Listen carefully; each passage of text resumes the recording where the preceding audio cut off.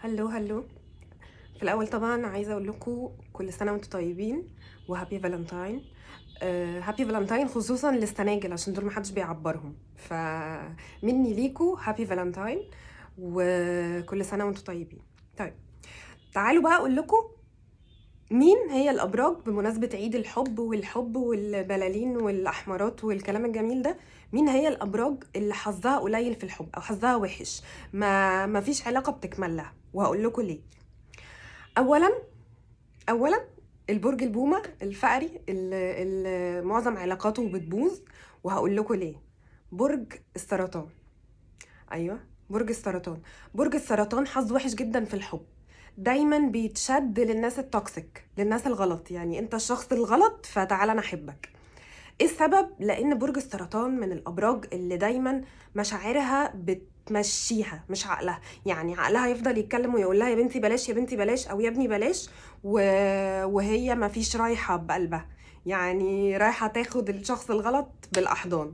فدي مشكله برج السرطان، هو عنده مأساة، يعني ممكن يكون عارف ان ده الشخص الغلط بس بيروح له، بينجذب له. بيحس يمكن ان هو علاقات مستحيلة، العلاقات المعقدة دي بتشده، مش عارفين ليه.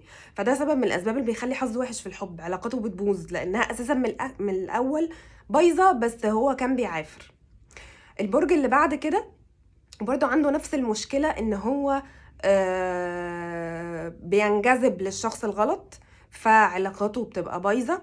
هو برج الحوت، مع الاختلاف ان برج الحوت مش بس بيبقى شايف ان الشخص غلط وبينجذب له، لا هو كمان بيبقى متوقع انه هيعرف يغيره.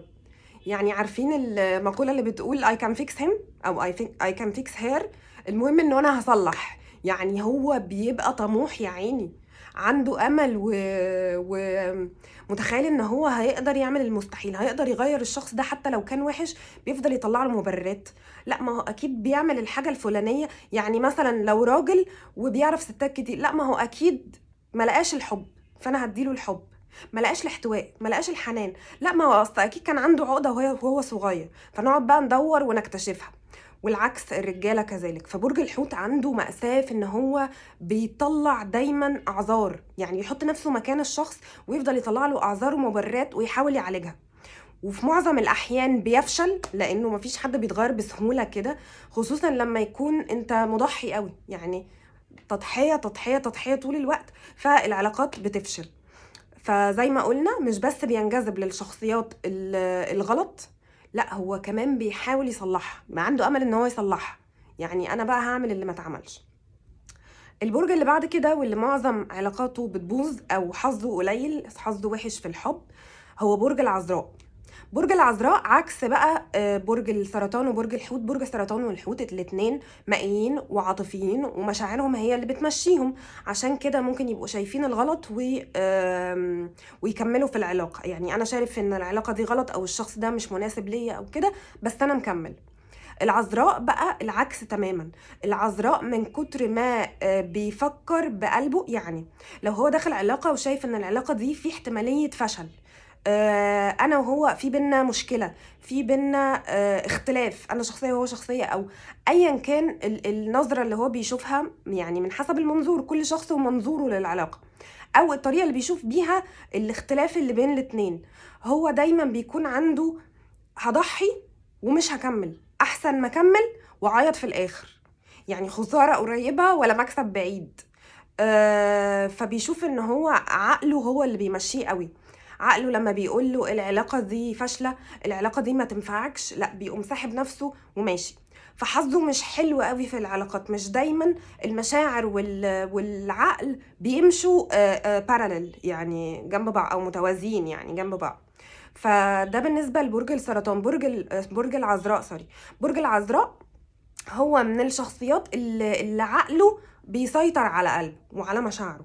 عقله هو اللي بيمشيه اكتر، لازم العلاقة تبقى بيرفكت، تبقى مثالية، اخطائها وعيوبها قليلة، يبقى حاطط نسبة نجاح مثلا 90%، مش اللي هو داخلها كده زي العذراء سوري السرطان والحوت. الابراج اللي بعد كده اللي ممكن علاقاتها تكون او حظهم وحش في الحب، مع انهم بيحبوا قوي، برج الاسد. برج الاسد لان القريبين منه قوي هم بس اللي بيفهموه.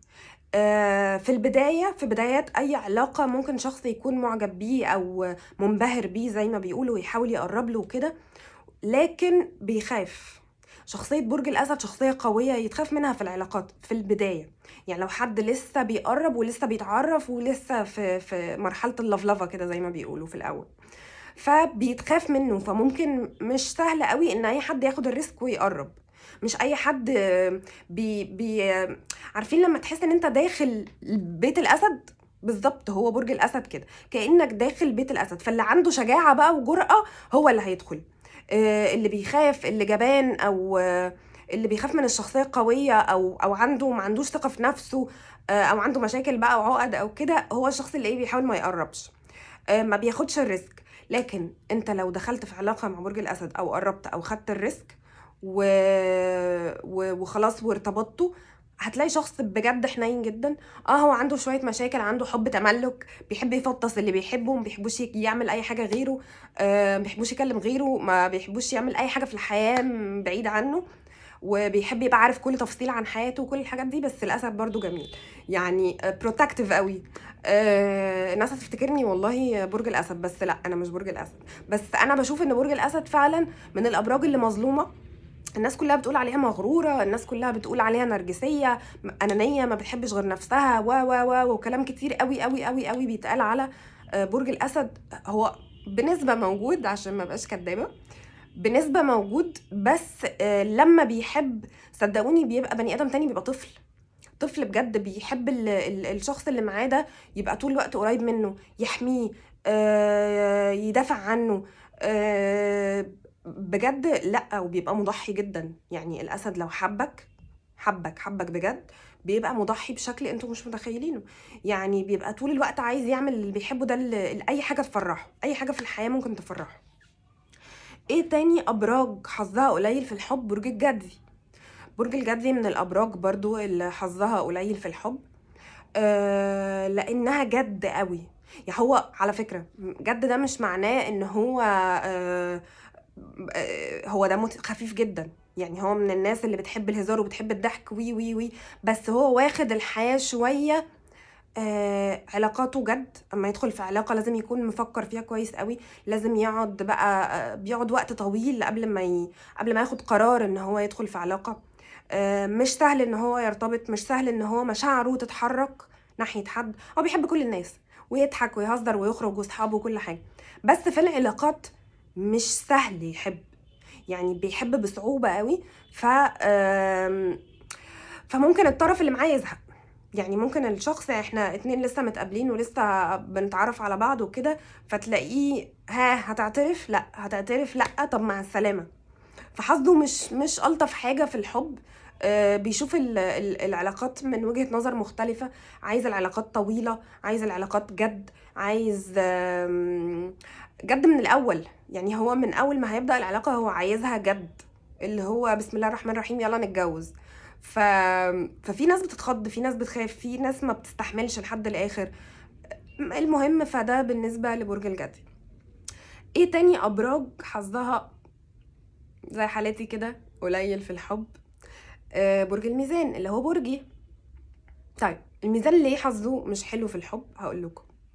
الميزان عنده مشكلة كبيرة جدا. الميزان بيحب وبيحب جدا، ولما بيحب حد بيدي قوي. يعني بيبقى معطاء، بيبقى اهبل يعني بيبقى عبيط بجد. يعني هو شخصية في الحقيقة، شخصية مفيش زيها، وجامد وصاحب صاحبه واستشاري علاقات. يعني بيدي الناس كلها نصايح وزي كده. يعني خدوني مثل، ابان ان انا شخصيه جامده وبتاع وهكذا.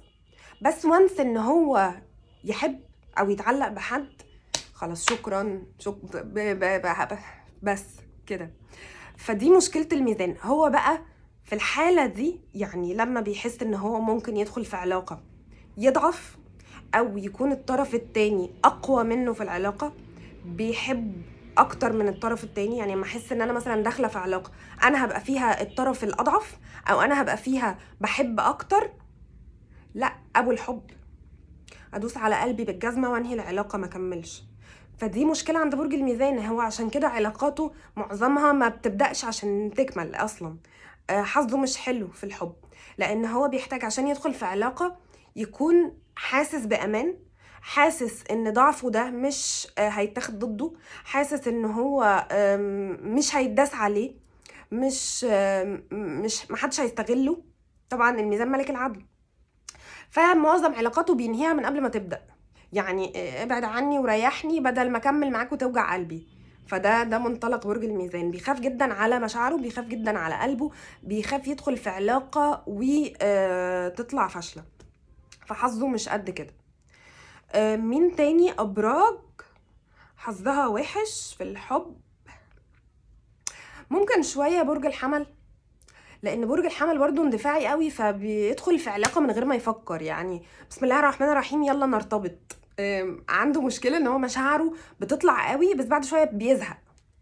يعني ممكن النهارده احس ان انا بحب الشخص ده جدا جدا جدا، وبكره انا مش طايقه ومش عايزه اكمل معاه. ليه؟ المشاعر اللي كانت طالعه ومتدفقه دي هديت، فبدات اشوف العلاقه بشكل تاني. الميزان عشان العلاقة تكمل أو حظه يخدمه يعني والعلاقة دي تكمل، لازم تفضل العلاقة طول الوقت ups and downs. يعني طول الوقت في حاجات بتحرك مشاعره. بكرة مشاعري بردت يحصل حاجة تقوم مسخناه، غيرة بقى. يعني لو انت بتحب حد من برج الحمل خليه يغير، استفز غيرته كده من بعيد لبعيد، ما تأفورش عشان ما يدكش على دماغك، لان الحمل غبي. بس لازم يبقى في حاجات بتحركه كده من وقت للتاني، حاجات تشعل النار الغيرة. طيب الابراج كمان اللي حظها مش قد كده في الحب، برج الدلو. برج الدلو حظه مش ألطف حاجة في الحب، لانه اساسا ما بيقولش لحد ان هو بيحبه، ودي كارثة. كارثة. برج الدلو ما بيعبرش عن مشاعره، هو طول الوقت بيقول كلام حلو بس مش لحبيبه. بيقول كلام حلو، بيجامل الناس، بيلطف ويعطف مع كل الناس. مش قصدي بحاجة وحشة، قصدي ان هو شخص بيعرف يقول كلام حلو، لكن لما يجي الموضوع عند مشاعره، لما تكون حاجة حقيقية، صنم بقى، صنم. لدرجة ان الشخص اللي قدامه بيفتكر ان هو بارد، هو ما بيحبنيش. هو ليه ما بيحسسنيش ان هو بيحبني؟ ليه ساكت؟ ليه متجاهلني؟ هقولك ليه. لان الدلو بيخاف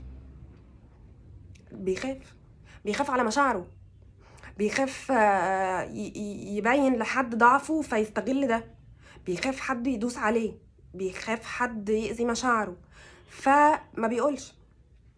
يعني انا خايف ان انت لما تعرف ان انا بحبك